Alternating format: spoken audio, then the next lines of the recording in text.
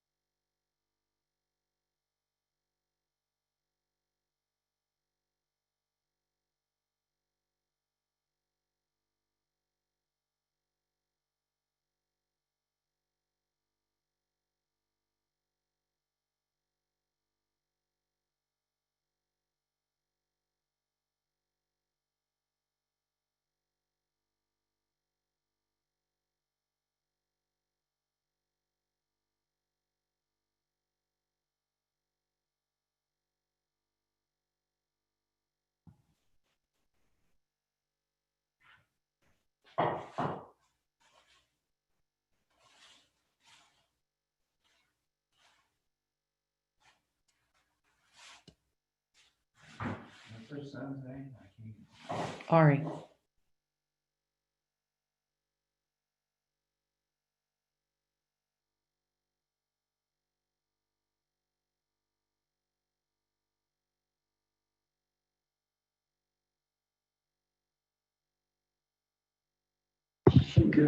I know, it's gonna, so it's set up to be whoever's speaking is on the screen and she was not. You said that everyone was muted before. What you said, what you're supposed to be monitoring is out.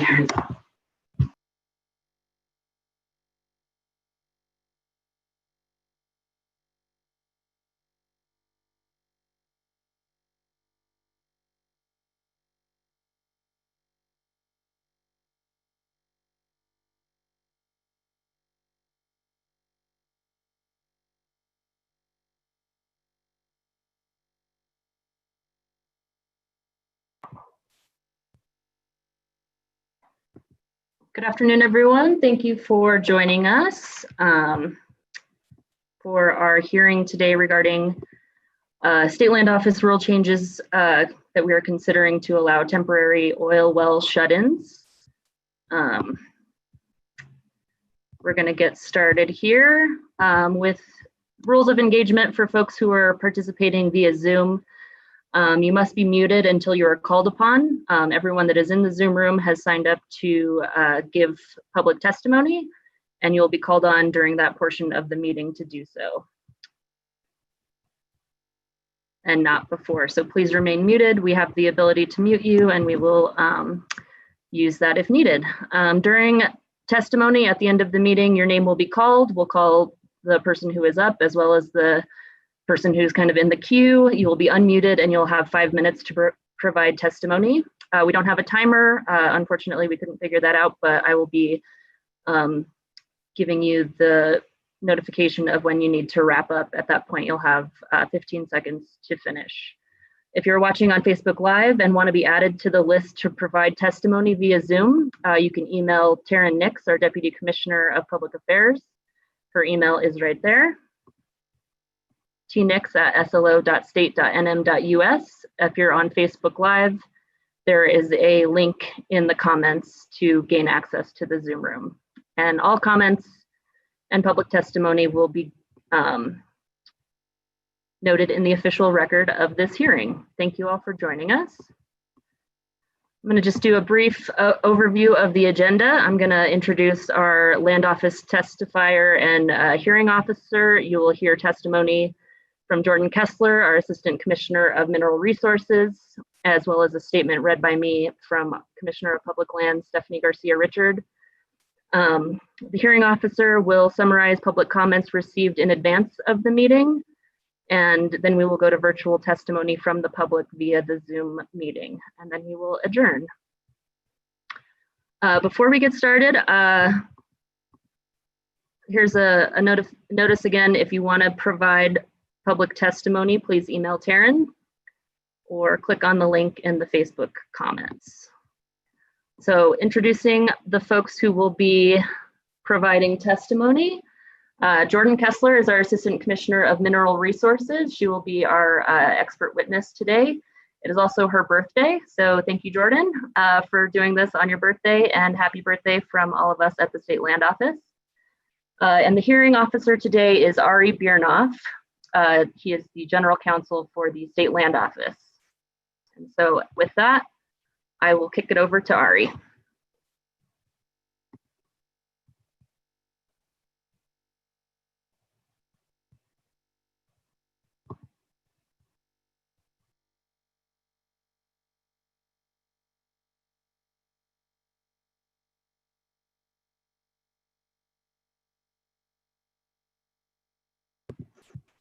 Ari, you might be muted.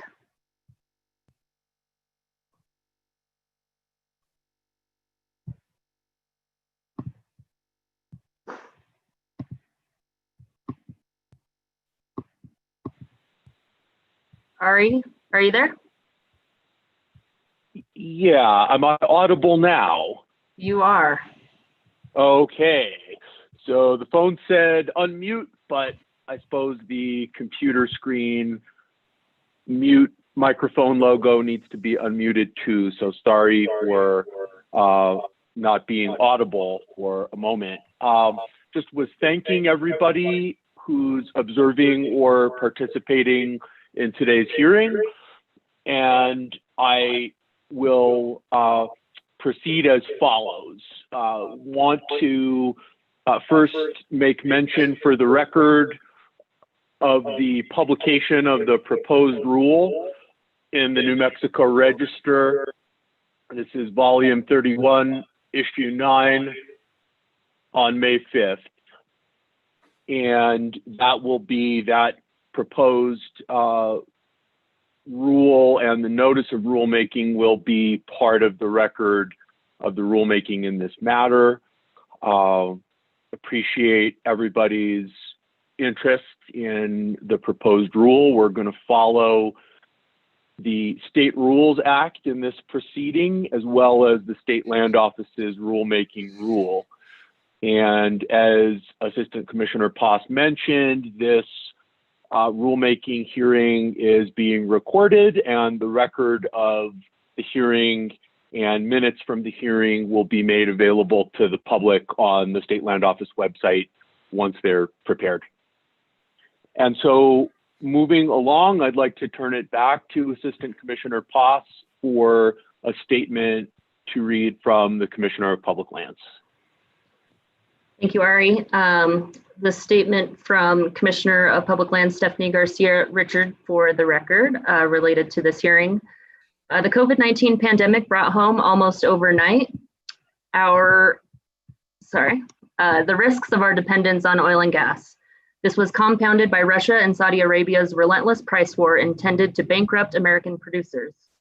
Here in New Mexico, the ripples of this situation hits hard, not only when thinking about the state budget, but within communities where people rely on the boom for jobs to support their families.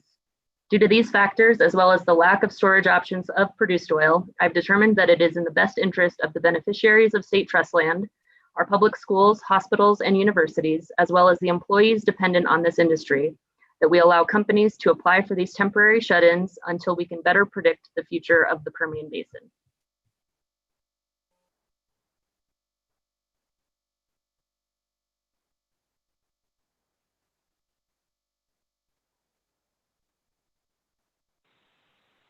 Thank you, Assistant Commissioner Poss. And I'll call now on Assistant Commissioner of Mineral Resources, Jordan Kessler, to present testimony regarding the proposed rule. And let me ask you, Assistant Commissioner Kessler, can you please explain what led the State Land Office to propose the rule that's under consideration today? Certainly. The purpose of this rule, like the emergency rule, is to protect the State Land Office beneficiaries by allowing lessees to shut in oil wells to produce when the commodity price is higher. So when the price of oil is low, the State Land Office receives less royalty revenue, which leads ultimately to less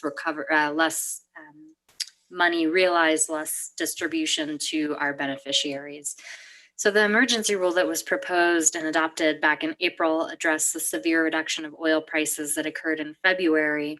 And the purpose of the new rule is to retain that flexibility for lessees to shut in oil production and to wait to produce when the commodity pricing is higher.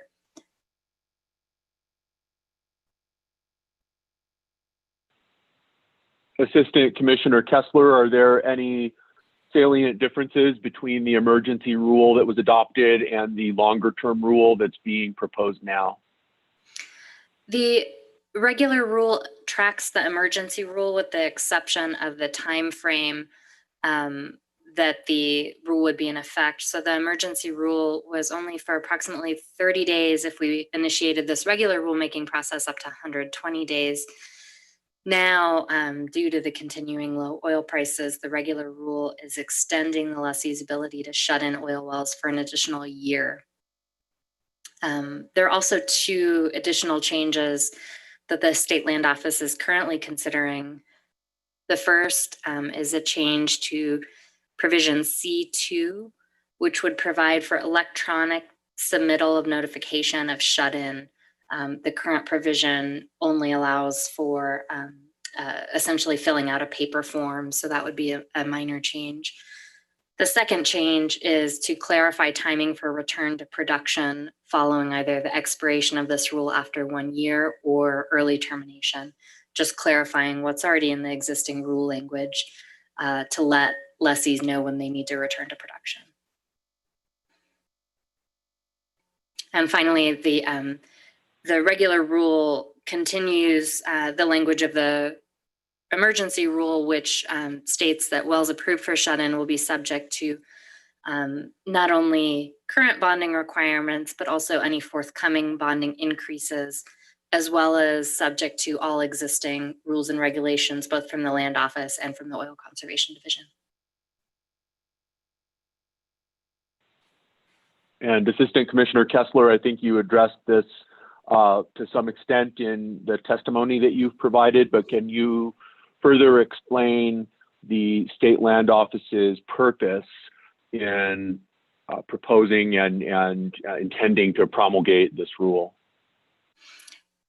Certainly, as I mentioned before, the State Land Office's concern is to protect revenue that is due to our beneficiaries. And so, as I'll show in future graphs, when the price of oil is low, then the royalty that is received by the State Land Office also drops. Since it's a finite resource, the Land Office prefers to receive revenue at a higher oil price so that we can in turn distribute to our beneficiaries a higher value. And Assistant Commissioner Kessler, can you please walk us through the presentation that you've prepared for today? Yes, Angie, next slide, please. So just briefly, the emergency rule was adopted, as I mentioned, in April of 2020. We've received approximately 189 applications, and of those, 127 have received, the shut-in royalty payment has been received, and they've also been approved. Of those 127 applications, approximately 112 of those wells are classified as either marginal or stripper wells, which means that production is less than 10 barrels a day. So I just wanted to make that note before we go ahead with explaining the effect of this rule on production and pricing. Angie, next slide. Thanks. So if you look at this graph, this is the royalty management revenue distributions for fiscal year 20. The orange line, the State Land Office, let me say first, tracks oil pricing, which I'll refer to as WTI, and production volumes. These graphs show the recent changes to the Land Office royalty distribution. As you'll see in orange, we have the actual value that was distributed to our beneficiaries from October of 2019 through May of 2020. And you'll see these prices, this value, these distributions were relatively high. And let me also remind folks looking at this presentation that the State Land Office collects royalty based on production and WTI from 3 months ago. So you'll see May, we had approximately $92 million that we distributed from oil production. That's actually based on February's oil production and pricing. So it can be a bit confusing. Assistant Commissioner Kessler, I'm sorry to interrupt. I was just going to ask, could you clarify, in case there's some members of the public who are participating who don't know the acronym WTI, what that means? Sure, that's what I refer to as commodity pricing. So that's West Texas Intermediate. That's the pricing that our royalty calculation is based off of. So WTI is price. So here orange shows the revenue distribution through May. Those are actual numbers. The numbers remain high through May because it reflects February production and pricing. Now, the blue line is what we would have expected to receive for the next several months through the end of the fiscal year had pricing and production volumes remained similar to what they were for the prior months. The yellow, beginning in June, shows a significant drop in revenue distribution that really bottoms out in July. And that is the next 3 months based on March through May WTI in production. So as you can see, the State Land Office, based on the drop in WTI, is expecting to receive significantly less royalty that we would then be able to distribute to our beneficiaries. Angie, next slide, please. This slide isolates our production variable. So we do expect to see some decrease in production, and that I've reflected on this graph in yellow. The orange is what we would have expected to receive had the trend continued as normal based on prior month's production. Angie, next slide. And then this slide shows the monthly average WTI pricing. So again, the orange shows here what we actually saw both in the past months of the fiscal year and then the recent months. So June, July, August would be March, April, May WTI. And there was a significant drop in March, which is reflected in June. April really was the most significant month. That is approximately a $16 average WTI in July, reflected in our distributions, and then climbing slightly higher in August. Next slide, please, Angie.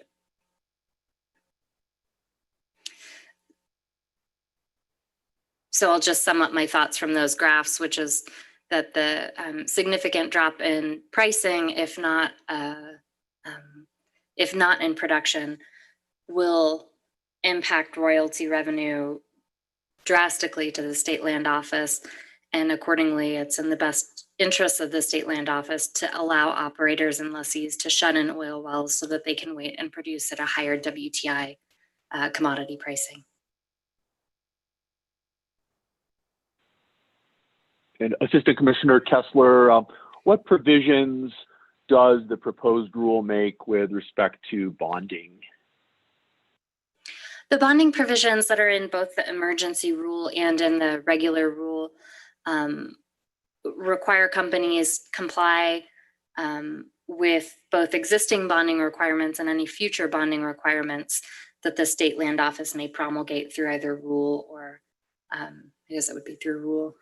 So companies that apply and are approved to shut in wells are obligated to comply with any of those bonding requirements. And there's a certification process that the Land Office goes through once companies have submitted their applications to ensure that there's to ensure that the companies are in current compliance with bonding requirements. And also say that the State Land Office is in the process of conducting a study to determine what amounts of bonding are adequate, both for infrastructure and for operations on state land. And that's to make sure that the New Mexico taxpayers and the Land Office beneficiaries are not paying for remediation issues out of the royalty distributions. Has the State Land Office made any projections for royalty revenue and distribution into the future, later in 2020 or in 2021, 2022? We are attempting to put together sort of more final projections for 21 and 22. As you might imagine, trying to look into the future WTI pricing is something that we all struggle with, but we are reviewing a variety of different types of projections from both industry and government officials to try and put together our own projections.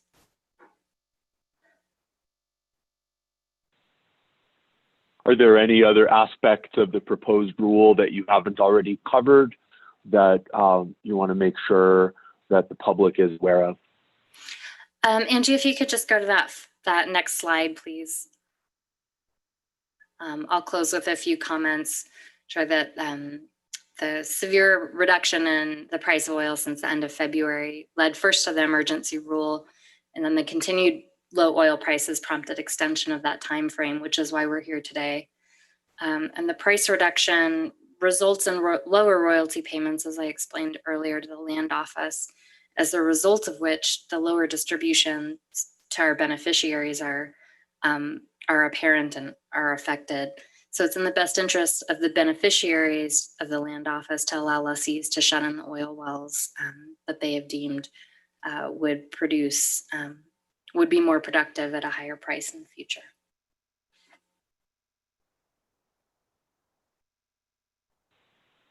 Thank you, Assistant Commissioner Kessler. Now want to review the written comments that the State Land Office has received in response to the proposed rule. I am summarizing these comments for informational purposes only. Of course, the comments themselves will be part of the rulemaking record and certainly speak for themselves. And those comments will be available as part of the rulemaking record to the public on the State Land Office website. We received a comment from Dugan Production Corporation supporting the rulemaking and indicating that the shut-in period should be increased to at least 2 years, among other comments that Dugan Production made. We also received a comment in support of the proposed rule from Chevron. Received a comment from Sister Rose Marie Cicchini of Catholic Charities Gallup, expressing concerns about allowing oil and gas companies to temporarily shut in wells and going into some detail about concerns on environmental safeguards. We received a comment from the New Mexico Interfaith Power and Light, Sister Joan Brown, identifying concerns about New Mexico having sacrifice zones where land, air, water, and other resources are polluted. Again, among other points, indicating that wells that are not plugged or cleaned up cause serious environmental and health consequences. Received a comment from Occidental. This is a comment supporting the promulgation of the rule and also adopting comments submitted by the New Mexico Oil and Gas Association. We received a comment by the New Mexico Oil and Gas Association expressing support for the proposed rule, noting that the price of crude oil has dropped significantly in 2020, that rig counts are falling, that overall oil revenue is down in New Mexico, and that marginal or stripper wells are an important component of oil and gas production in New Mexico. Received a comment from Concho, also supporting the proposed rule and joining in comments by the New Mexico Oil and Gas Association. Received a comment from the Western Environmental Law Center on behalf of itself and a number of other organizations, Climate Advocates Voces Unidas, Conservation Voters New Mexico, DINE, Citizens Against Ruining Our Environment, Earthworks, Health Action New Mexico, New Mexico Interfaith Power and Light, the New Mexico Wildlife Federation, Oil Change International, Santa Fe Green Chamber of Commerce, Sierra Club Rio Grande Chapter, and Wild Earth Guardians. And this is an extensive comment that makes a number of points and includes a red line version of the rule with suggested changes made by or proposed by Western Environmental Law Center and the other organizations, among other points, indicating that leases to take advantage of this provision need to be in good standing, that companies that require an expenditure from the Land Restoration and Remediation Fund compensate that fund before being able to avail themselves of the rule. And like I said, there's a number of other points in the comment, and to the extent that these comments are not expressed by participants here in this hearing and the public comment period, the letter and attachment will be made available on the State Land Office website. And we're now ready to move to public comment. Assistant Commissioner Poss. Thank you, Ari. All right, we're gonna go now to virtual testimony via Zoom, and we will start with Marielle Nanasi of New Energy Economy, followed by Ryan Davis of Marion Oil and Gas. Marielle, sorry, I'm gonna unmute you now.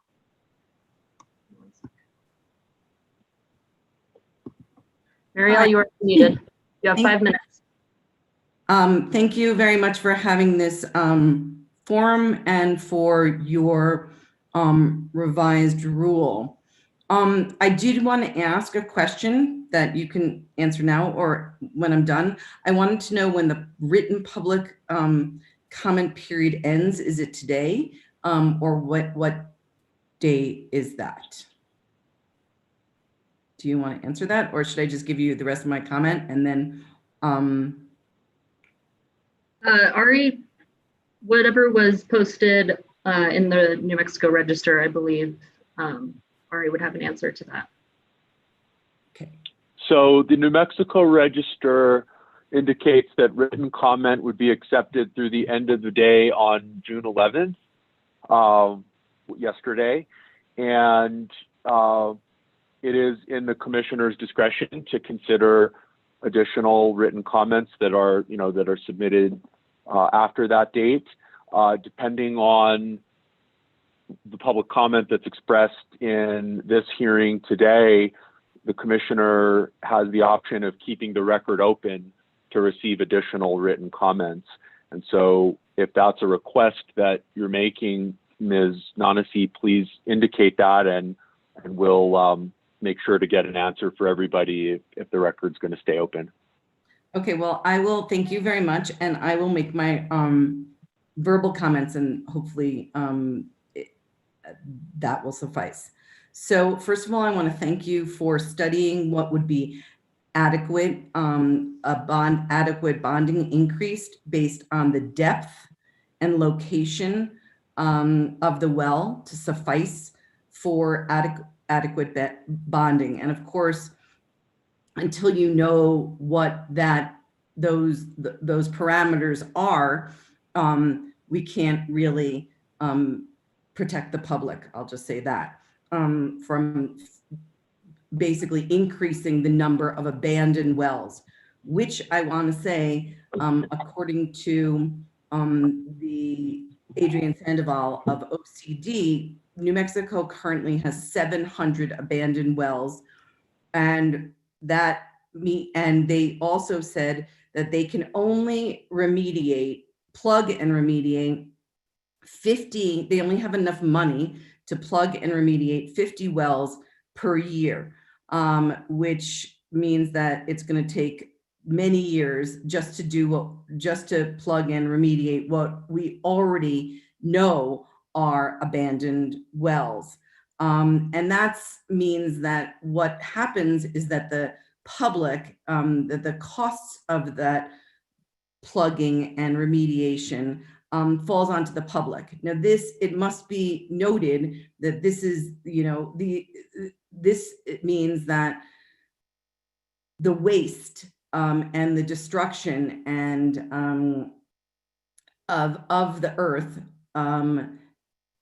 by these companies, who are some of the wealthiest companies on the planet, have essentially foisted their mess onto the public, and this is not fair. And so I would strongly urge the land office to take the bonding very seriously, because this is a public health emergency. I mean, I don't know if it's part of the record, but you all should see that Los Angeles Times article came out a couple of months ago on a Sunday that talked about billions of dollars of costs foisted into Californians to plug and remediate. So that's a real concern that we have, that we're creating, that the wealthiest companies are walking away with all the money, and we're addressing the mess.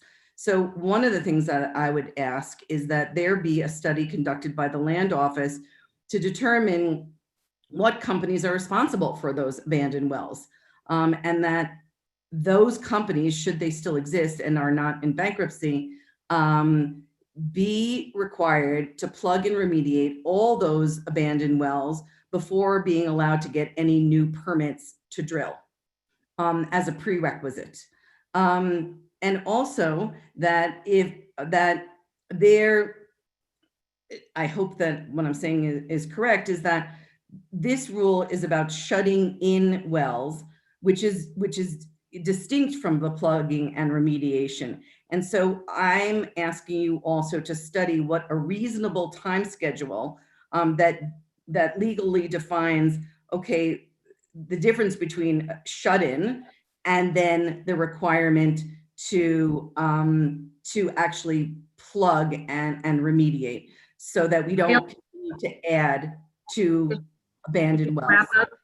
Yep. And the last thing I'll just say is that, as a parent, I tell my children, you have to clean up the mess that you made before you're allowed to create new messes.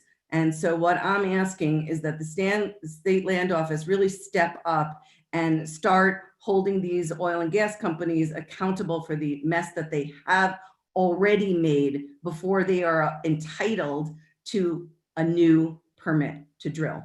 Thank you. Thank you, Mario. And just to clarify your question, we will keep public comment open through midnight this evening. Thank you. So I'll write this up and I'll send it in as well.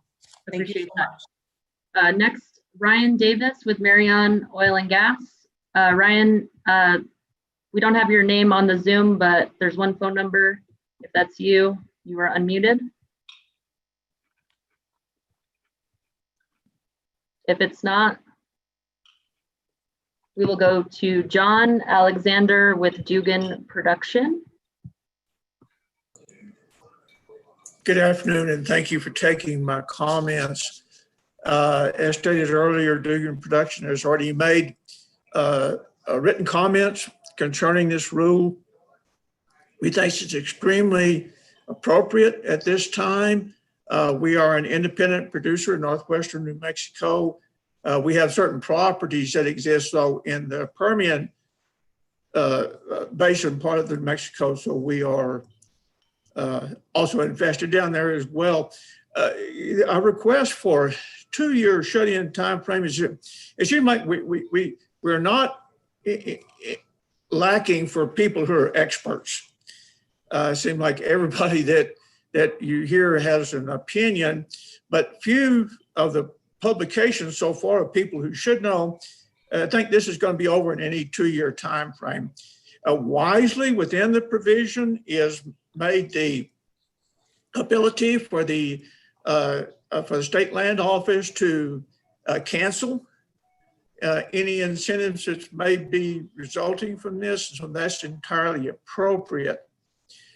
My company is at least $45 a barrel in order to be able to make a reasonable profit. And the state, of course, gets approximately 12.5% of that, and sometimes a little bit more, depending on exactly where it is. And that means we wind up with 87.5% of it. And for that, we have to pay 100% of everything that happened. We're responsible for all the reporting, we're responsible for producing, we're responsible for eventually plugging and abandoning the wells. And so the purpose of this legislation to preserve a natural resource is certainly valid and certainly is appropriate at this time. We're going to depend on oil and gas, hydrocarbon fuels for some period of time to come. That's just, I think, while you may debate that, in our opinion, it's not really a debatable issue. That's going to go on for some period of time. Our main goal is to keep our 170 employees' jobs secure and to keep providing the energy that's essential to all of us. So we're grateful for the opportunity to make these comments, and thank you very much. Thank you so much, John. Next, we will go to Jeremy Nichols with Wild Earth Guardians, followed by Daniel Manis with Blackhawk Energy, and then Brandon Finks with DGP Energy. Good afternoon. My name is Jeremy Nichols. I'm the Climate and Energy Program Director for Wild Earth Guardians. And thank you so much to the State Land Office and to the Commissioner for the opportunity to comment on today's proceeding. We commented when the emergency rule was adopted, and we echo much of the sentiment that we conveyed at that time, which is, one, we support the proposed rulemaking and really appreciate the Commissioner's attention to the need to protect the trust resource for New Mexicans.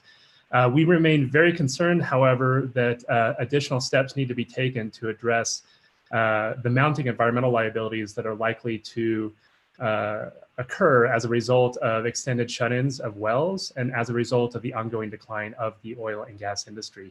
We strongly urge the Commissioner to take additional steps to assure expeditious reclamation of well sites. We appreciate the attention and the movement to assure proper financial assurances and adequate bonding. However, I think that the real key here is the need to ensure full and guaranteed cleanup. And the best way to make that happen is to start to set standards that set deadlines and that hold companies accountable to expeditious reclamation. So we strongly encourage the Land Office and the Commissioner to consider those options moving forward. We appreciate the studies that are being done to assure adequate bonding and financial assurance. We encourage the Land Office to consider that as part of those studies, that opportunities and alternatives to assuring reclamation are also analyzed and perhaps injected as part of the discussion. So we want to make sure that as the trust resource is being protected and as revenue is being generated for New Mexico, that the costs of oil and gas don't overwhelm any benefits that may flow from both this rule and future proceedings. This is about protecting the environment, and it's about protecting the health and sustainability of New Mexico's economy. So thank you. We look forward to engaging in further proceedings, and we appreciate the opportunity to comment today. Thank you. Thank you so much, Jeremy. And just while we have a second, if you're asking questions on Facebook, we will address those after the public testimony is concluded. So we've seen your questions, and we will definitely have Jordan answer those. Next, we'll go to Daniel Manis with Blackhawk Energy. Daniel, are you on the phone?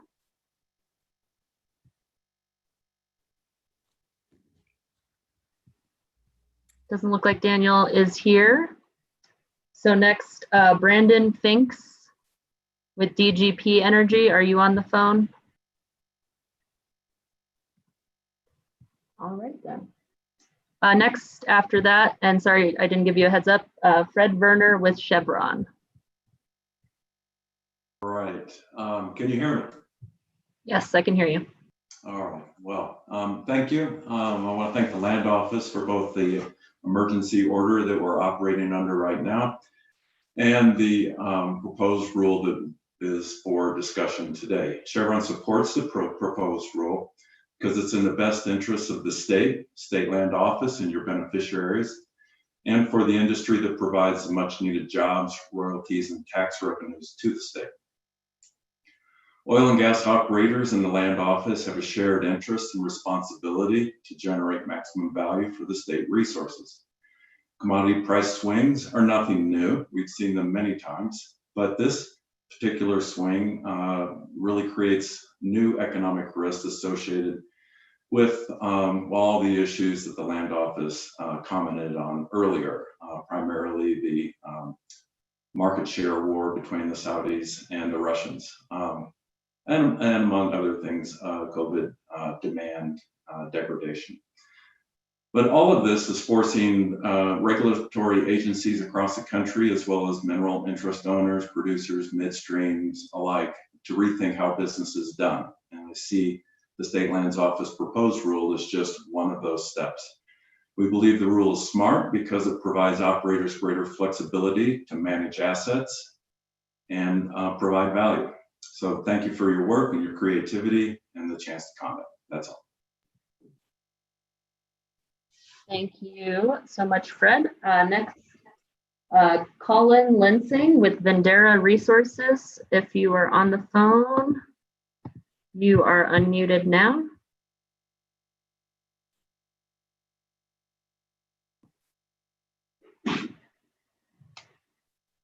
All right. It doesn't look like Colin has joined us. Next will be Jim Winchester with IPANM, followed by Craig Berube.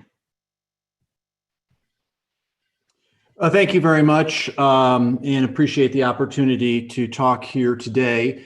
Just wanted to express that very similar to our support on the emergency rule, we definitely support 19.2.100.71, which does allow the temporary shut-ins with lease protections due to these severe reductions in the price of oil. And we certainly do share the State Land Commissioner's assessment that the beneficiaries of the trust lands will be better served if these oil wells are allowed to be shut in rather than produce at a low price.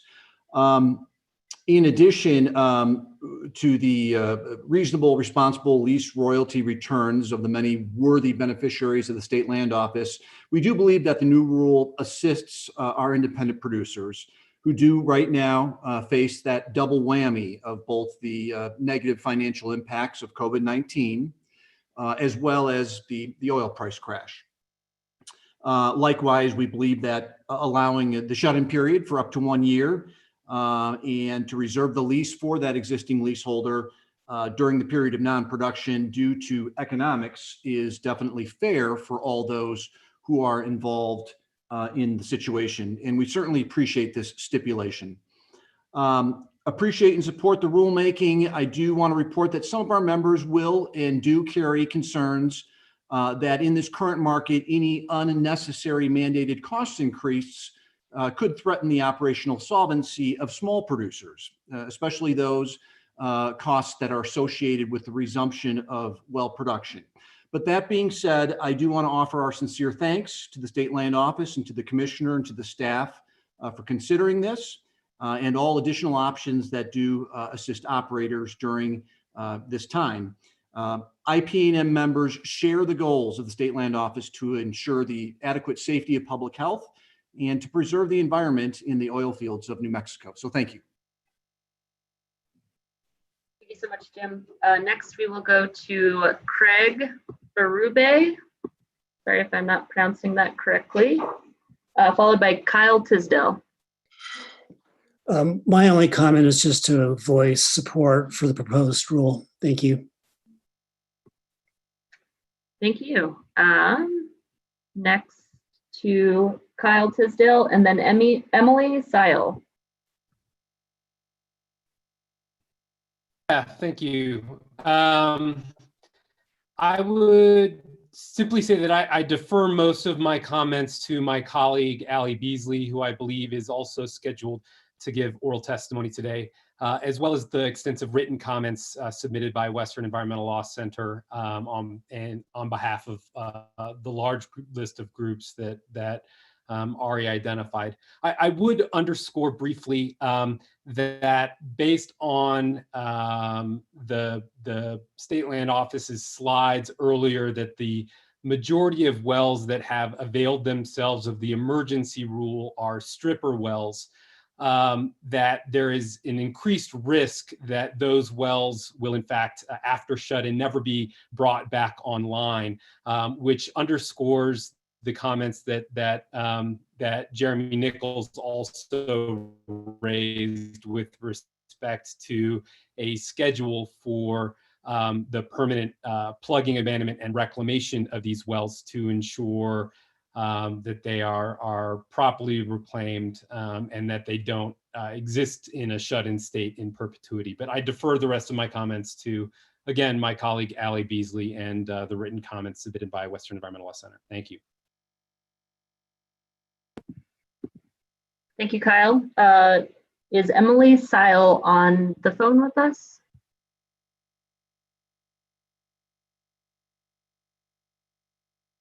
All right, we will move along. Next to provide testimony, Ocean Munsdry of Namoga and Concho, and followed by Denton McCullough.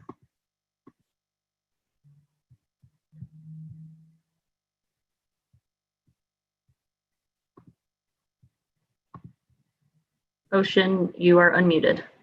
Thank you. You can hear me? Yes, we can. Thank you. I would also like to thank the Commissioner and the State Land Office staff for the opportunity to comment today.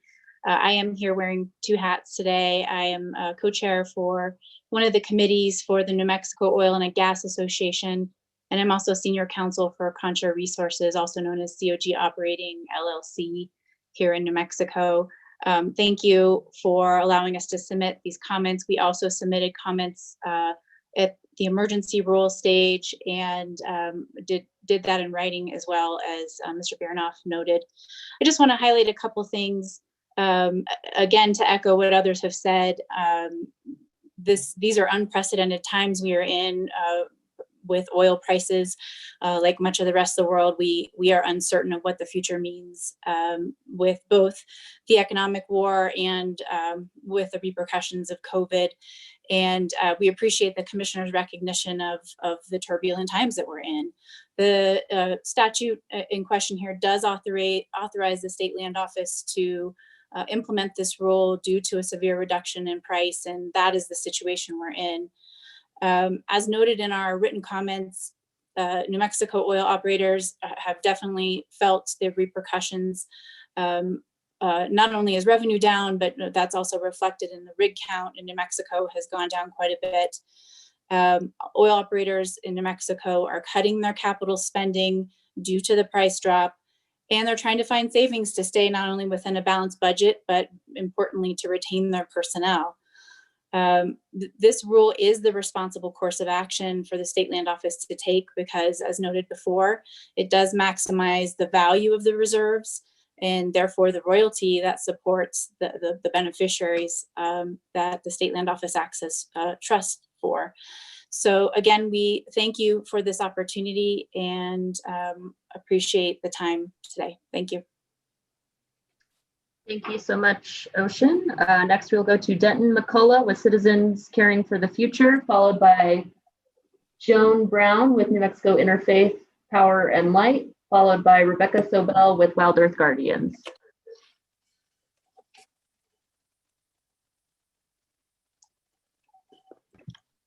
Denton, you should be unmuted.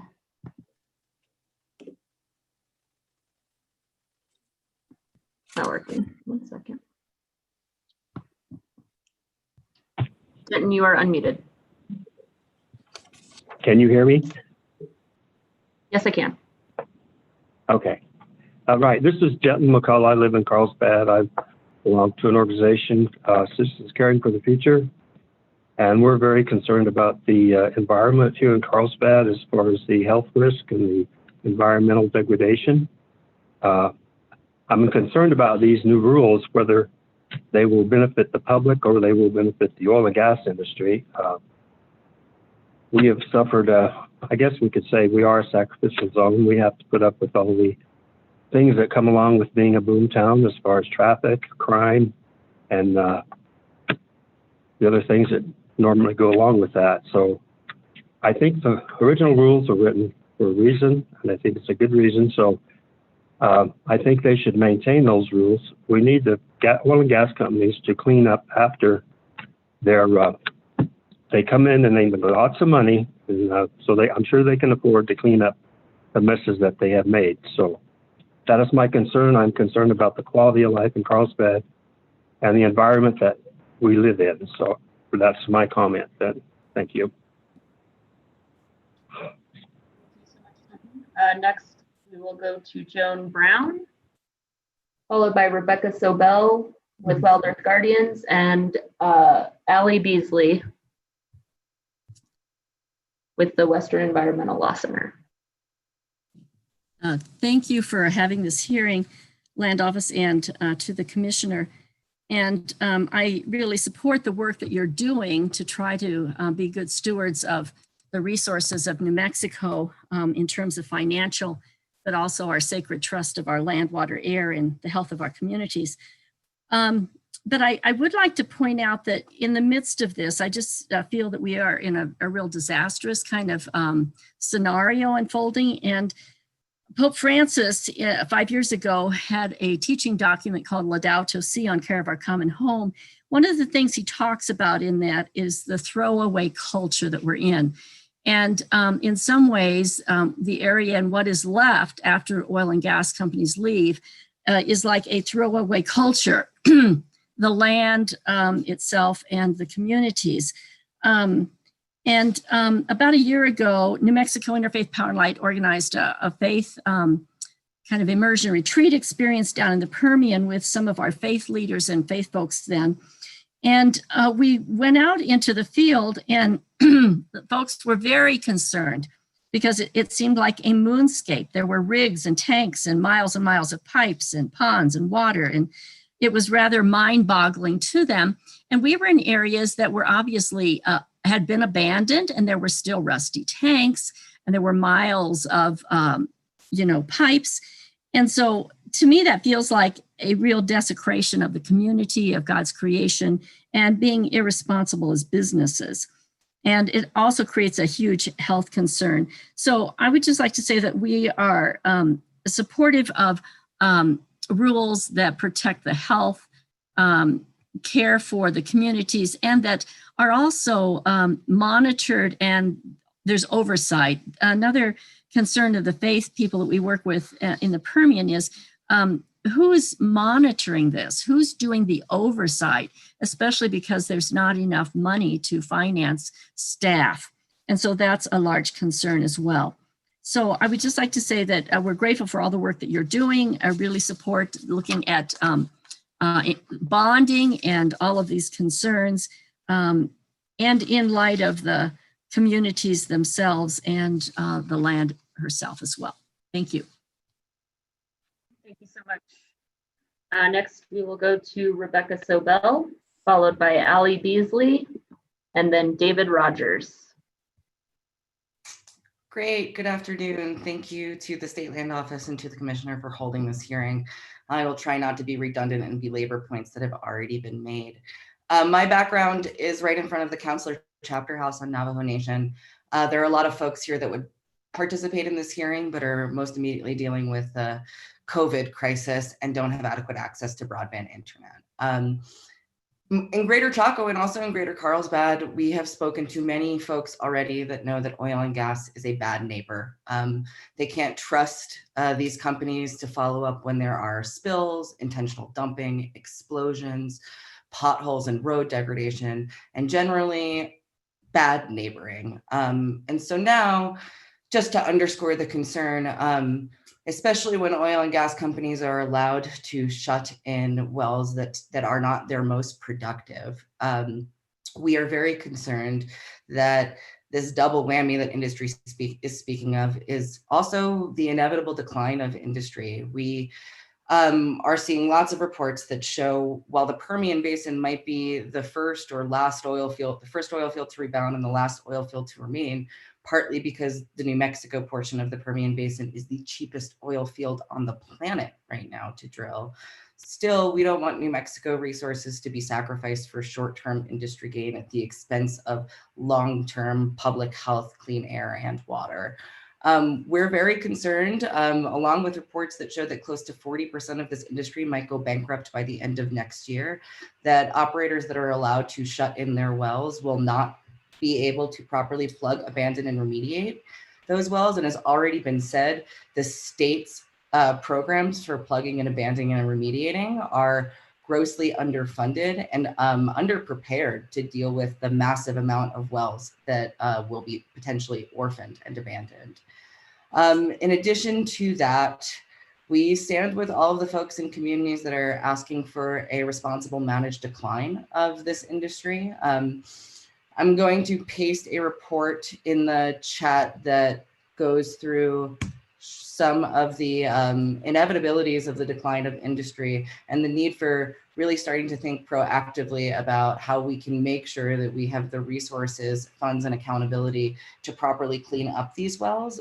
I'd remind the State Land Office that when they're shut in, they still have the potential to leak methane and volatile organic compounds. So these wells even in temporary shut-ins, are not safe. And we are looking to make sure that in the best interest of the beneficiaries and all future New Mexicans, that the oil and gas industry will ultimately clean up its mess. Thank you. Thank you, Rebecca. Next, Allie Beasley with the Western Environmental Law Center. Hey, thank you all so much for the opportunity to comment today and for taking action in this confluence of crises we're facing, and generally for your leadership on issues around bonding here in New Mexico. We do see merit in ceasing production during a pandemic and a severe price drop, but we would also like to see additional health, environmental, and financial safeguards in this rule. So under the proposed rule, oil and gas lessees have the option to shut in their wells temporarily without losing their leases due to non-production. But lessees will make decisions about whether to shut in their wells based on their bottom line. And that doesn't necessarily always align with the health and economic well-being of New Mexico's people and communities, especially those who are living in really close proximity to these oil and gas well sites, nor does it necessarily align with protection of the corpus of the trust long-term. And this is especially true when taking into account, as others have noted, the immense environmental, financial, and health risks associated with unmet asset retirement obligations, especially if companies are going bankrupt or transferring. And particularly, as Kyle noted, given the high number of marginal or stripper wells that have currently requested temporary shut-ins under the emergency rule. And as Rebecca Sobel and others have said, the COVID pandemic has only accelerated an industry decline that's already underway. And as others have noted, and as we discussed further in the written comments, these costs are at a high risk of falling to the public, and especially given the diminished capacity for monitoring, compliance, and enforcement, especially again during the pandemic, a lot of these risks could go undetected until it's too late. So that's why it's really critical that the State Land Office embed additional health and environmental and financial protections into this rule, including some upfront conditions and requirements that should be met when submitting, say, the shut-in notification form.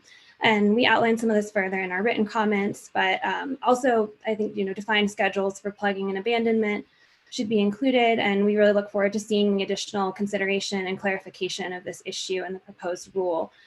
So all of these concerns are especially important, I think, given the longer term effective period of this rule. And in addition to the economic concerns discussed above, the longer a well is idle, the greater the risk of a casing failure. And idle wells are still leaking pollutants into the air and water. And so all of this can just further increase the environmental and health risks and potential repair and cleanup costs. But we also think it's more feasible to make additional changes or require additional safeguards now that this rule is outside of the emergency context. So we really do appreciate the addition of the bonding, the requirement to comply with both current and future bonding requirements, and really appreciate that the State Land Office is conducting a bonding adequacy review, but we still think it's important to ensure additional upfront lessee accountability and safeguards in the rule. And just finally, systemic racism and structural inequities have already placed disproportionate burdens of oil and gas pollution and other adverse risks and effects on certain people and communities and regions in New Mexico, especially in the Permian and the Greater Chaco. So we really don't want to see this rule enable the continued treatment of these communities and regions as energy sacrifice zones. Thank you very much. Thank you so much, Allie. Next, we'll go to David Rogers, followed by Ruth Striegel with New Mexico Interfaith Power and Light, followed by Rebecca Deal with Devon Energy.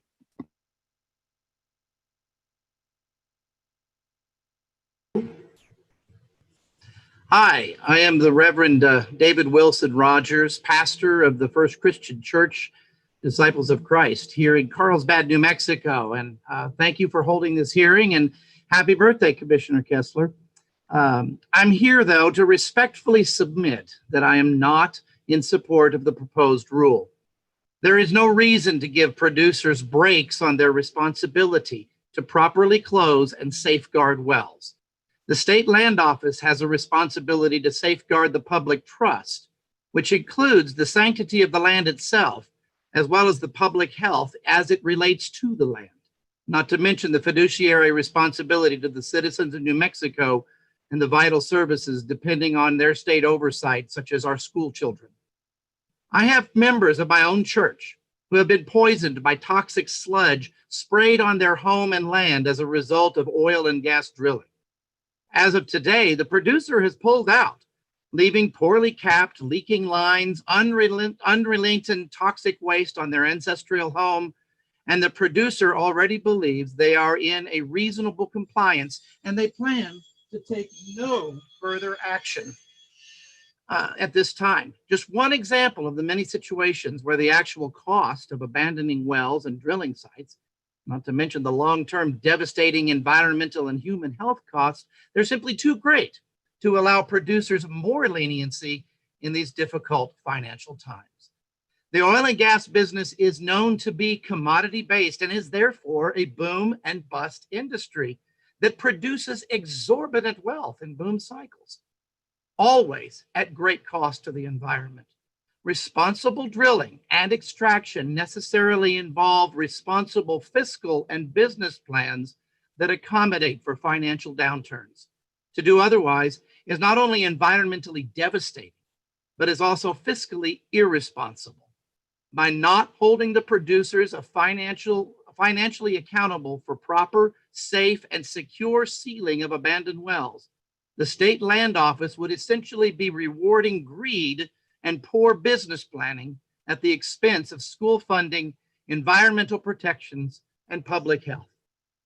As I made very clear in December when I spoke before the United Nations meeting in Madrid, Spain, on the global emergency of climate change, the inadequate monitoring and regulatory oversight in this region is already creating a climate crisis.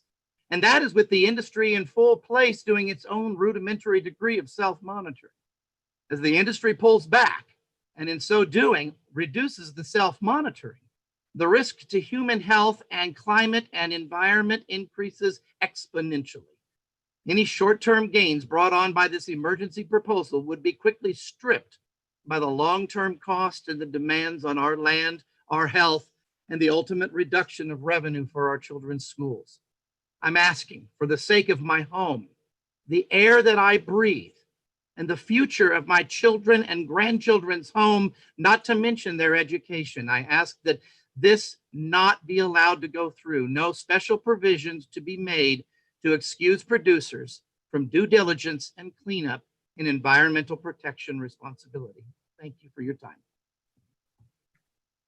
Thank you so much, David. Next, we will go to Ruth Striegel, followed by Rebecca Deal and Aaron Workman. Ruth, you are unmuted. Hi, I'm a resident of Albuquerque and a member of the board of the New Mexico chapter of Interfaith Power and Light, and I'm active in the United Church of Christ. Thank you for the opportunity to comment.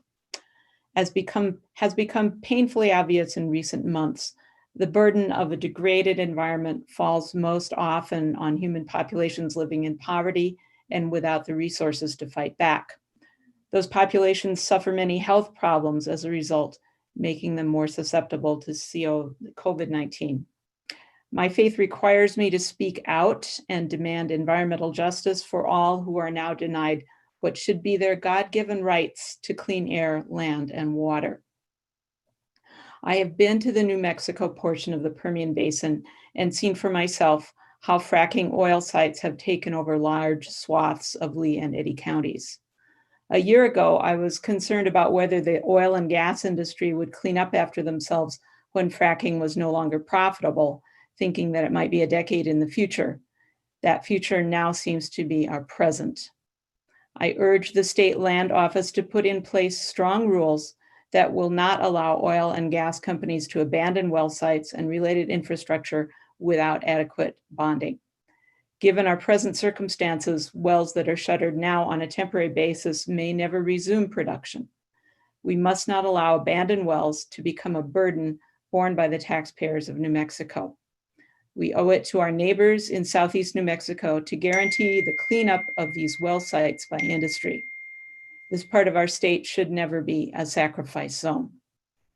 Leasing of state lands to industry should lead to tax revenue that supports our public schools. As a retired teacher, I can tell you that we badly need that extra revenue. Spending it on cleaning up abandoned well sites, excuse me, lets industry off the hook and punishes our school children. What industry sets in place must be cleaned up by industry. Thank you for your time. Thank you so much, Ruth. Next, we're going to go to, it doesn't look like Rebecca from Devon is on the call, but Aaron Workman with Devon Energy. Maybe you can let us know if it's just you today. Aaron, you are unmuted.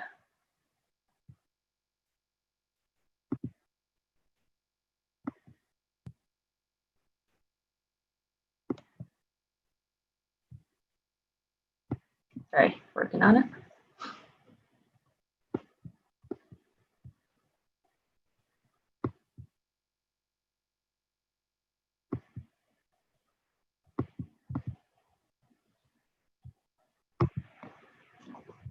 Sorry, everyone. Not sure why it's not working. Angie, there's a message in the chat from Aaron Workman of Devon Energy indicating that Devon does not have a comment at this time. Thank you so much, Ari. Hard to see everything all at once. So we will go next to Patricia Shealy. Patricia, Hello. you are unmuted. Can you hear me now? Yes, I can. Okay, I'd like to make this comment. I am concerned about what will happen if these shut-in wells are not returned to production and become abandoned wells. They would pose a high risk for contamination of air and water if they were not properly plugged and the site left in good condition. These costs are easily a minimum of $85,000 per well. I have been informed that 70% of New Mexico's 57,000 active oil and gas wells are at risk for abandonment. This could leave us with a cleanup bill in excess of $3 billion. The state does not have an escrow account with this amount of money. I live in McKinley County, where citizens have been working for years to get abandoned uranium mines remediated. In the meantime, they have to deal with a multitude of health and economic issues due to contamination of the land and the water. Once the companies leave, the mines become the problem of the local people. The experience of the Navajo Nation shows how important it is to keep track of the location of mines and wells. I believe that we have a moral obligation to the people, the land, the air, and the water aquifers to address the questions of cleanup and environmental protection now. Thank you.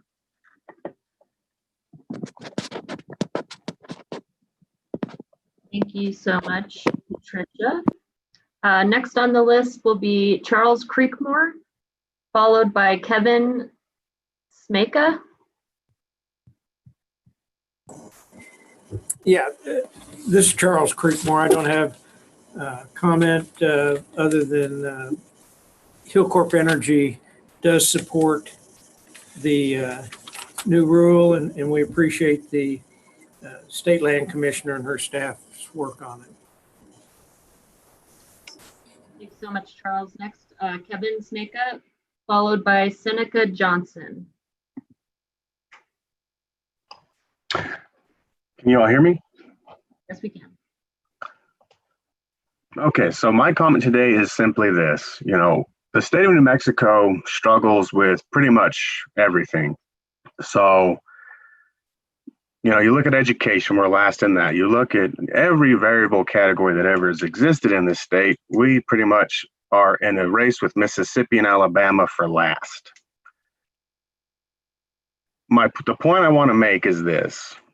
One thing that New Mexico excels at is the extraction of oil and gas for the sale and profit of the people of the state, whether it is the citizens, the schools, the hospitals, whatever industries that benefit from it. It is one thing we are very good at. It is our state's golden goose.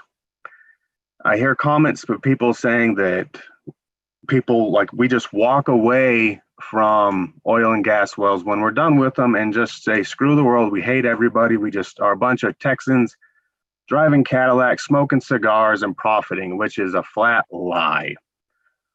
We understand wholeheartedly that you can live without oil.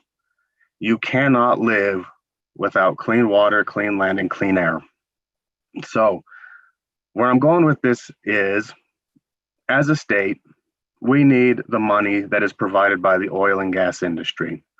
It benefits our children, it benefits all kinds of people.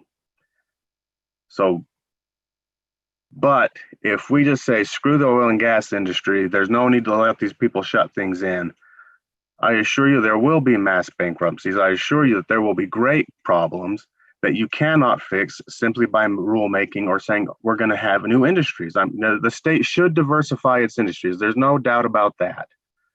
You know, a robust solar industry, a robust movie, robust tourism, all these things are excellent ideas and they should be aggressively pursued. But you just can't wave a magic wand and make these changes overnight. You cannot simply just say, make it so, and have this great new green economy pop up overnight. If you could, I mean, that would be wonderful. If it could, yeah, the oil and gas industry would be out of business right this moment. But that's not reality. The reality is we are a state that is heavily regulated. I get many, many, many inks from the Bureau of Land Management, from the Oil Conservation Division every day, letting us know what problems are taking place on our well sites that are not in compliance. This isn't the Wild West where we're just running roughshod and tearing things up. That's simply not the case. So on behalf of Dugan Production, we fully support this rule and we hope that it goes through. Thank you. Thank you so much, Kevin. Next will be Seneca Johnson, followed by Tyler Beatty, and then Penny Aswan. I can't pronounce that, I apologize.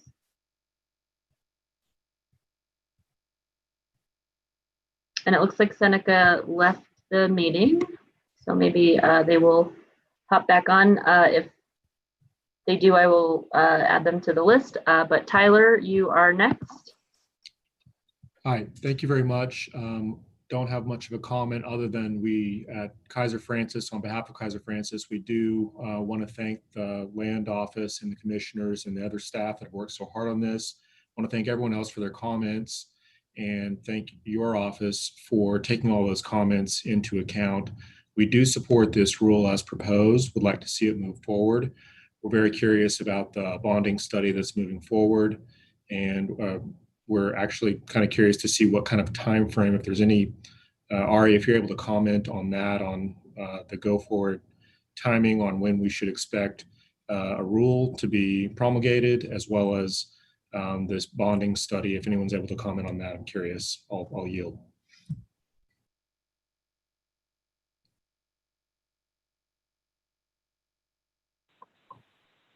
And sir, I've noted your questions, and we'll cover those at the end of the public comment period.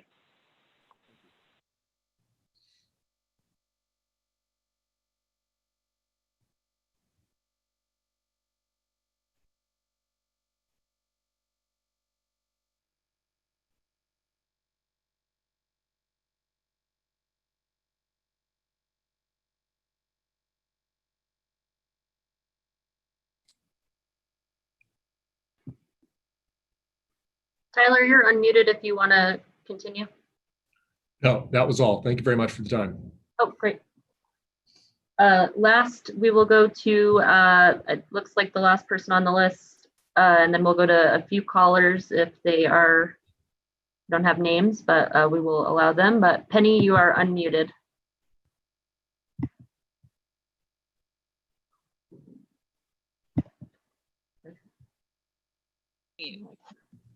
Can you hear me?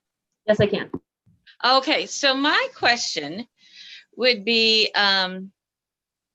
well, first I wanted to state, I live across the street from some production sites, and one of them is shut in. It was shut in after there was an accident where a pipeline burst, and So they shut it in. And since it's been shut in, we have still been having the smell of gas coming from it. And so just today, we walked over to it because, you know, our air conditioners bring in this smell of gas. And so we walked over to it just today, and it's hissing. And this smell of gas from it is very strong. And it's hissing, and it is shut in.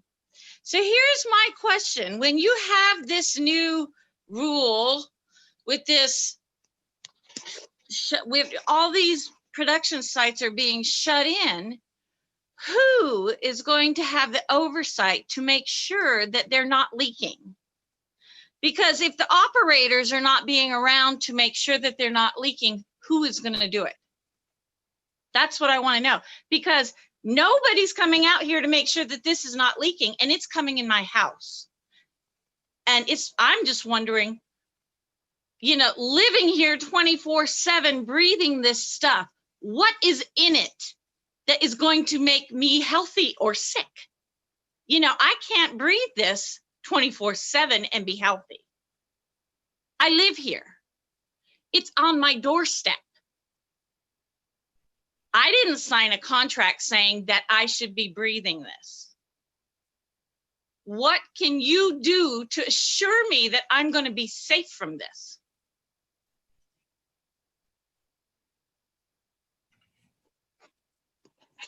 This is right here on my doorstep.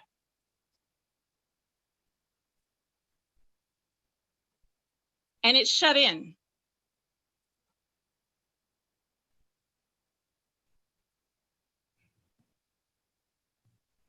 And I know that there's going to be a lot of wells shut in right now. And who's making sure that they're not leaking?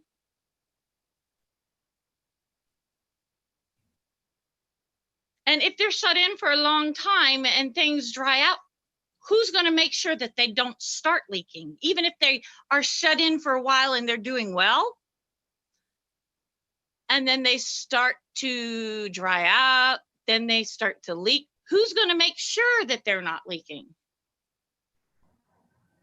You know, equipment fail after a while. I mean, it just is the nature of equipment. It just happens.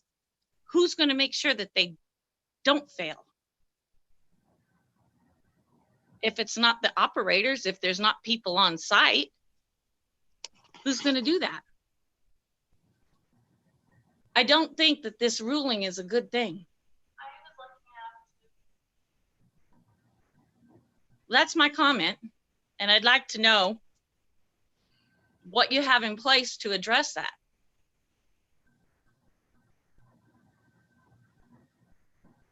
Thank you so much, Penny. We're going to get to, Ari is taking note of all of the questions that have been posed, and we'll be going through those with Jordan after we conclude public comment. So thank you for your questions. You still have a few minutes if you wanted to, unless you're... No, I'm done. That's it. Great, thank you. Thank you. We have two folks on the phone. Not sure if you all would like to provide comment, but I will unmute. If anyone on the phone wants to provide comment, you are unmuted.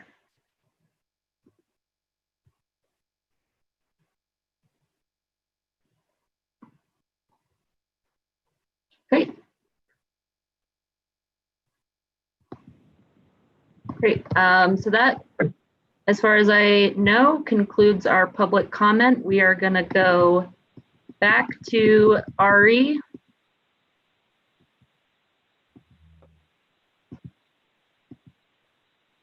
And Angie, before we proceed with questions, I just wanted to check in to see if any of the people who had signed up and who were on your roster that you were reading, but who didn't appear to be part of the meeting, may have rejoined in case they now want to provide comment. I'm not sure if anyone's come back in.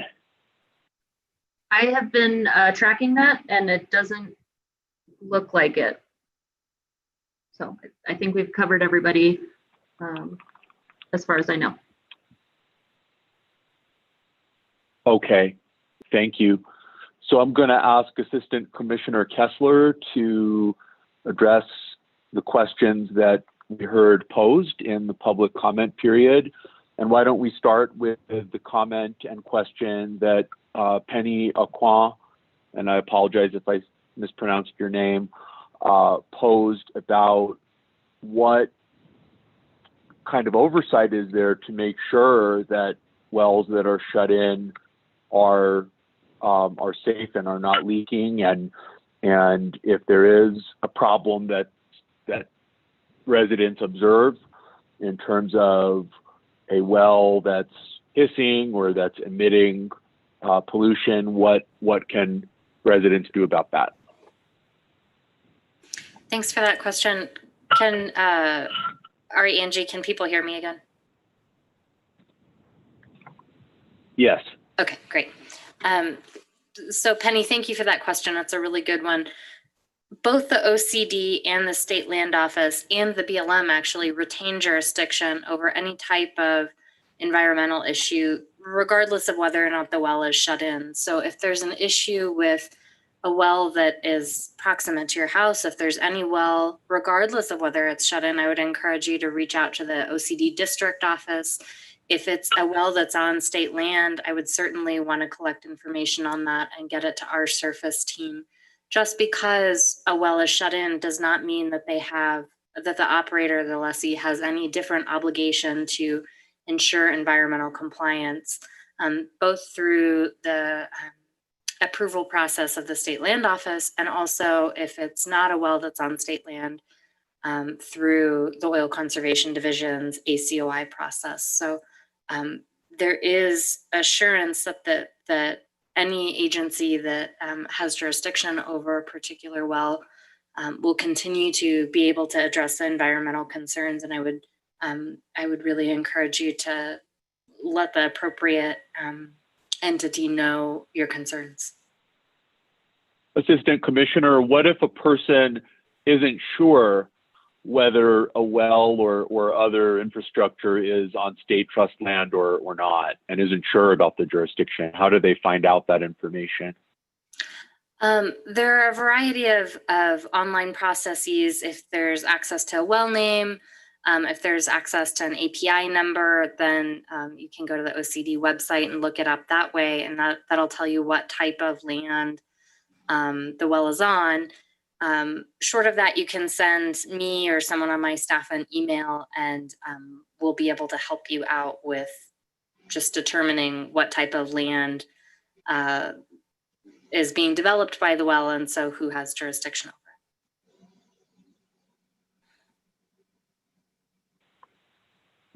We had a question during the public comment period about when the State Land Office will be issuing a bonding study or taking further action on bonds. If you could address that, please. Sure. The State Land Office is currently engaged in the process of doing a bonding adequacy review. So right now we have folks assessing environmental liabilities associated with different types of infrastructure. And that's contemporaneous, that's happening right now. You can certainly expect to hear from us by the end of the year, whether or not that's through the process of initiating a rulemaking or talking about the results of that study. That's something that we have, I believe, committed to doing before the end of the year. Certainly right now, we're in the process also of putting together a group to engage what I would characterize as sort of expert opinions, both from industry and also from various environmental groups on various types of particular issues associated with bonding. So some of the financial pieces, again, I spoke earlier to the costs of environmental remediation. Each of those different pieces will have experts convene together as soon as we are in a position where we're allowed to convene again. Thank you. I got a chat from Reverend David Rogers asking for Penny Aquan to be able to address some items by way of follow-up. So Assistant Commissioner Poss, if we're able to have Penny Aquan back, that would be great. Yep, Penny, you're unmuted. Hi, I'm here. You know, I was going to say that I don't know why he wanted me back, but the as far as the well over here, or the site over here, you know, we do put in reports, but when you live out here and it's going on 24/7, you know, how many reports can you put in, honestly? And it's happening all the time. And you don't ever know if it's leaking, you know, and it's,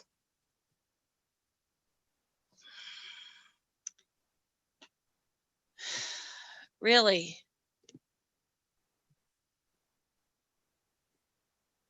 if the wind shifts, then you smell it. If the air is still, that's when you smell it the most. If the, it depends. I mean, it depends on the time of day. It's, when you live here, when you live in the midst of it, you know. If you don't live with it, it's different. But when you live here, you know. It's like living in a battlefield, you know?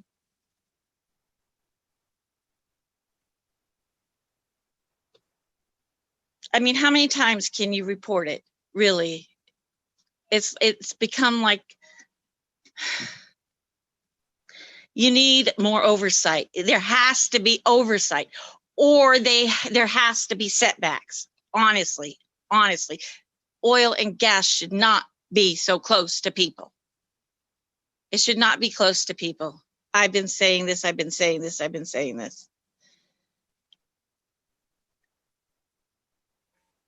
Ms. Aquan, if I can ask you to get in touch with me personally, and we'll try and work through the issue, whether or not the well is located on state lands. I think that's the first piece of determining, you know, what the land office has jurisdiction over, but we're happy to help to certainly to any extent that we can try and figure these issues out with you. It's not one production site. There's several. There's several. I went to where you were talking about on OCD, so I'm trying to look up the wells. Okay. I yield my time. We will have contact information for land office staff, and that'll be put up on the screen. And if anyone isn't able to see that, then we'll be glad right now in this meeting. That's another thing. To provide the contact public information. doesn't know how to reach you guys. My daughter's teacher lives next to a production site. She doesn't know how to contact people.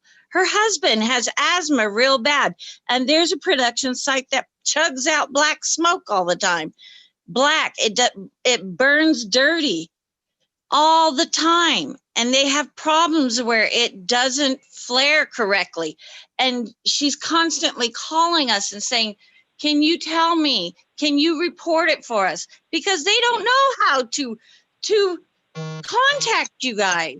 There's so Okay, Ms. many Aquan, you're at people. your allotted time, so we're going to have to move on, but we'll provide our phone numbers and emails. And as Assistant Commissioner Kessler said, we'll be glad to do what we can to help. Thank you. We have some additional questions that we want to go over that came in during the public comment period. Assistant Commissioner Kessler, could you expand on the rule as to whether an operator has to shut in all wells under this rule that are within a unit, or can the operator select specific wells to shut in?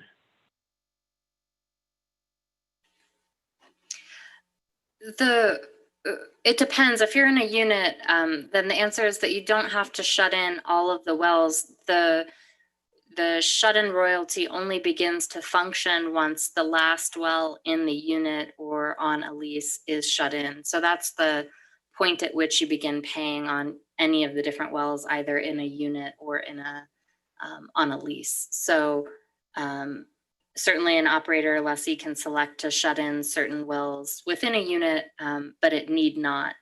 And in fact, it need not begin paying shut-in royalty until all the wells are shut in. Thank you. We also received a question online about what % of wells will be shut in.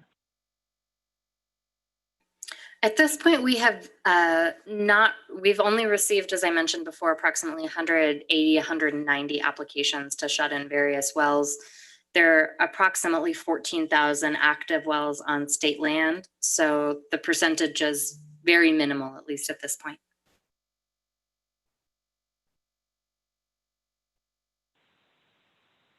Thank you. And I'm just looking to see if there's additional comments. It looks like, or questions rather, it looks like we have another online question. Assistant Commissioner, can you talk a little bit about the State Land Office's relationship with the Oil Conservation Division as it relates to the process, of plugging and remediation? Sure. Let me say first that specifically to the shut-in rule,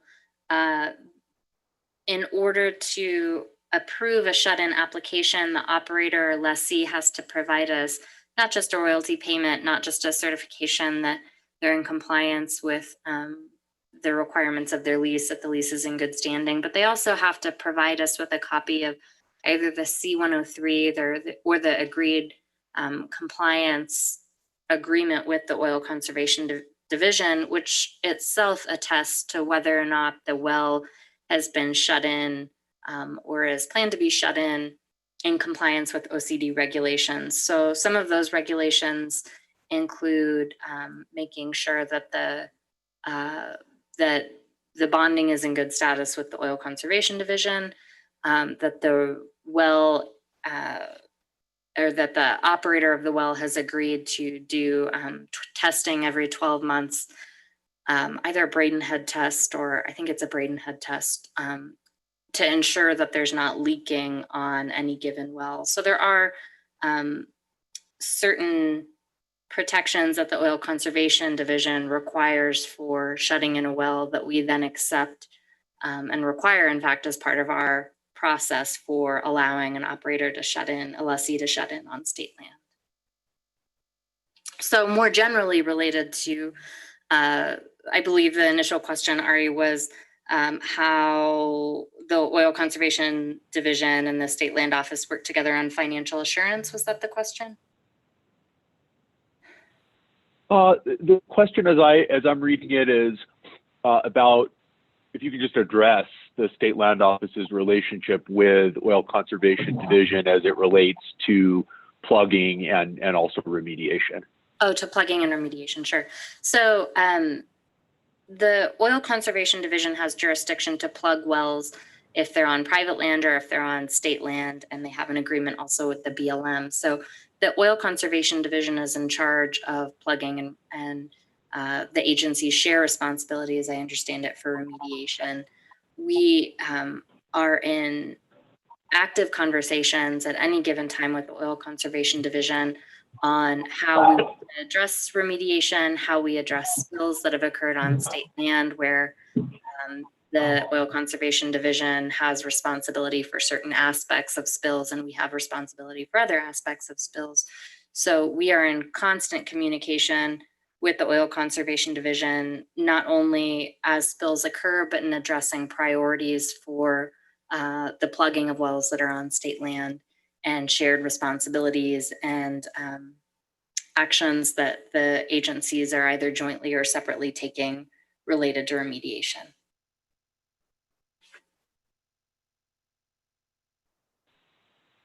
Thank you, Assistant Commissioner Kessler. I think that's it for the questions that we received online during this hearing. So really appreciate you addressing all of those. One other question that had been posed that's really, I guess, more procedural about this rulemaking process is when someone had asked during public comment when the Land Office expects to take action on this proposed rule. And it's the office's intention to review the record. That includes all of the written comments that have been submitted and also the public comments that were given here today during this hearing, and to take action on a final rule next month.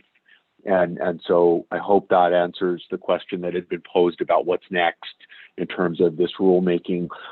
As I mentioned earlier, the commissioner has the discretion under the State Land Office rulemaking rule to extend the record to keep it open, and the commissioner is doing that, as we said earlier, through the end of the day today for written comment. And so any written comments that haven't already been submitted that anyone here might want to submit, you can do so. And those can be submitted among other channels per our notice. Those can be sent by email to ashaw@slo.state.nm.us. And we'll provide, as I said, our contact information. So the process from here, and actually before I address that, let me just mention that looks like there's one other question that came in online. So I'll go back to Assistant Commissioner Kessler for that. And the question is, for the 57,000 active wells in the state, how many boots on the ground does NMED and the Land Office have to monitor compliance and regulation?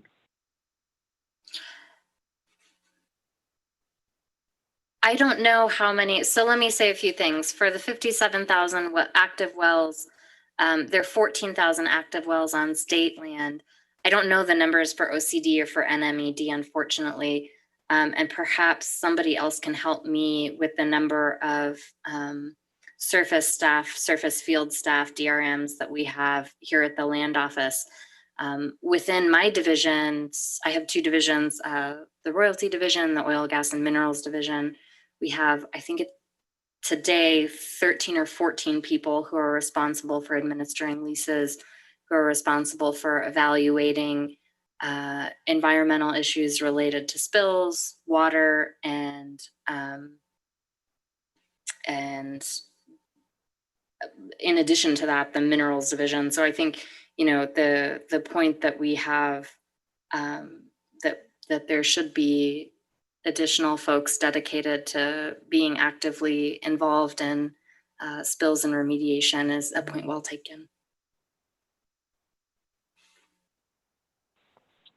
Thank you, Assistant Commissioner Kessler. I had mentioned that the commissioner has determined to keep the record open through the end of the day today for written comment.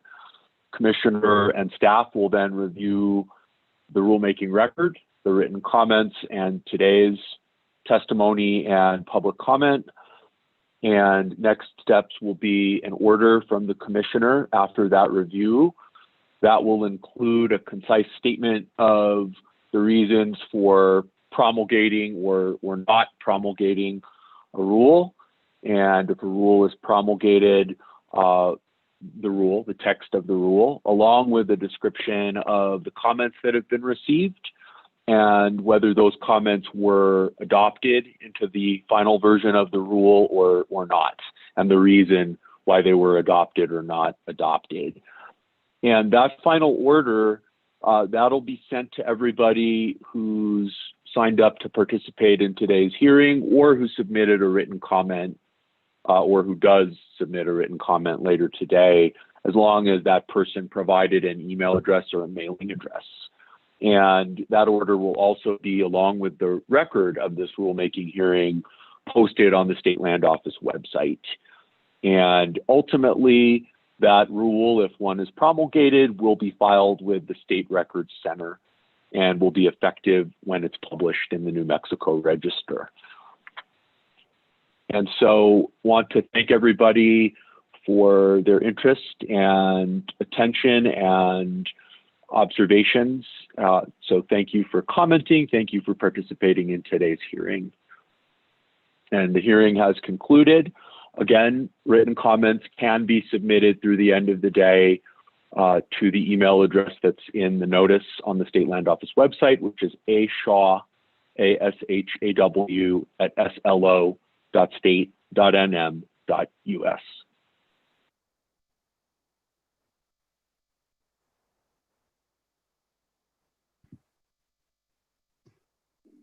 Thank you, everyone. That concludes our hearing, and really appreciate folks joining us today. If you ever need to get in contact with anyone at the Land Office for any reason, all of our contact information is at nmstatelands.org. Have a great day and a great weekend.